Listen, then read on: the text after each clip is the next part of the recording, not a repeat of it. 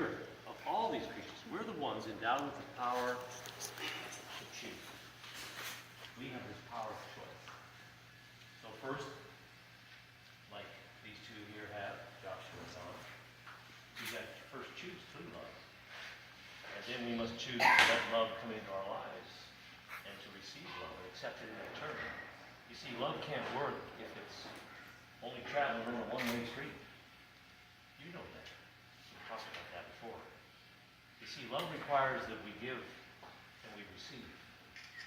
And love is why you're standing right here before us like that.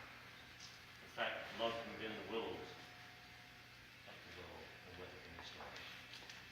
So, I don't think we need to overlook this spiritual influence that we call love, because our human hearts believe that the human mind will say God, but that heart says love.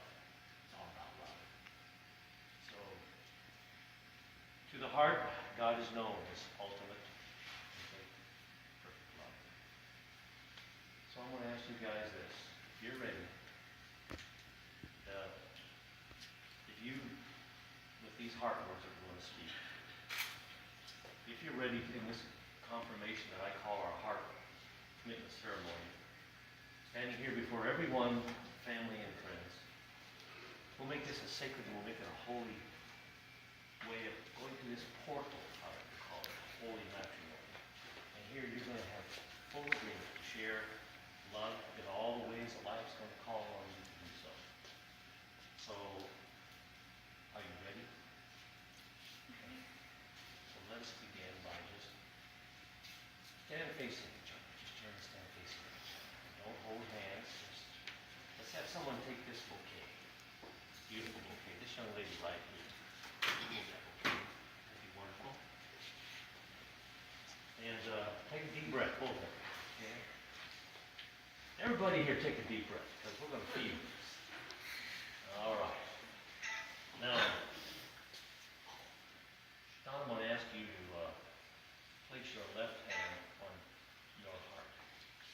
Your left hand on your heart. And just step into this handsome fellow and put your right hand against his heart. Just push right in there against him.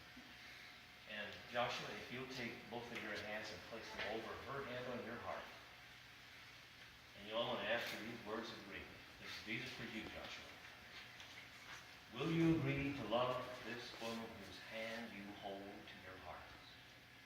And will you stand by her and will you stand for her? And will you treasure her life with yours in sickness and in health, in darkness and in light?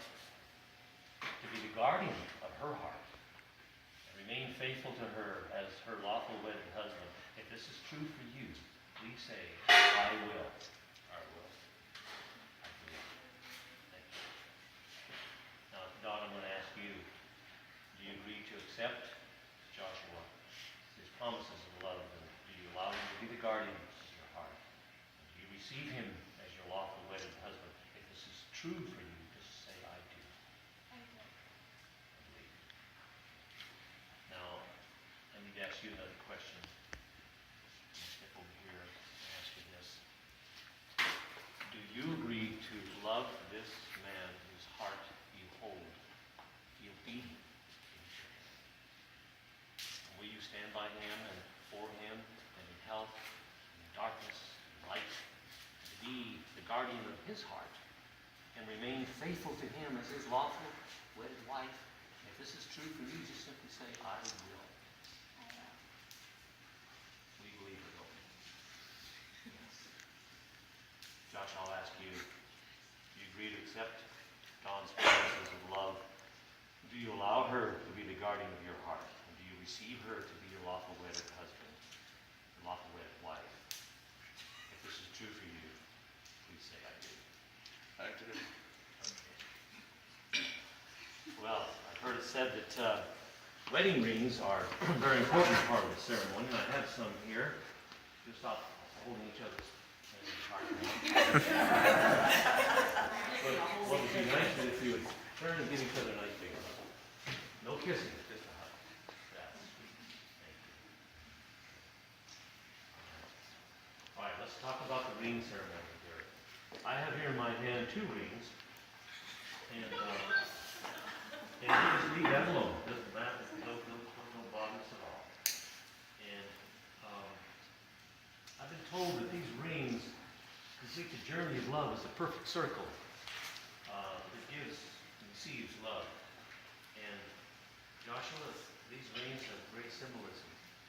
Since you have chosen to love one another, John and Joshua, we shall complete your commitments to anchor your union as husband and wife by exchanging these rings. And they're one of the oldest symbols of divine oneness. All is one when it comes down to the way that divine sees us.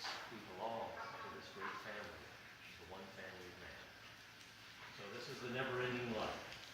So Joshua, will you take this ring and place it on Dawn's heart hand, her finger there in the workplaces.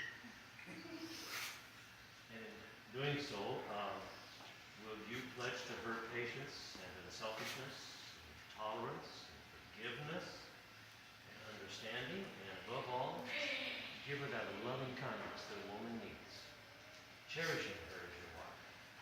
If you will do this, say, I will. I will. Dawn, you take this ring and place it on this hard hand of Joshua, and I want to ask you, will you do that, and will you pledge to him patience and selfishness and tolerance, forgiveness, and understanding, because a man needs a lot of understanding. And above all, kicking the pants when he needs to. Oh, wait a minute. Loving kindness. Cherishing him as your husband. Forever and ever and ever. I will. You will. We believe it. Do we not? Now, we're going to do something special here. You know, when I was talking to Joshua and Dawn about the way they felt about each other and the love that they had for each other, and Joshua talked about understanding, even about life itself, having this great cycle, this never-ending cycle. And he saw this as water being a symbol of this. And I found something here, I'll read it to you. It talks about this, and I've got some light here I can still see. It says that water is the great sustainer of all life on Mother Earth. Again and again, in the seasons of spring and summer and autumn and winter, it is water that, I've got to get my glasses on here to read this here, that nurtures and feeds the seeds of living things on the Mother Earth's breast. I like that. Water to all life can be likened to what love is to all humans.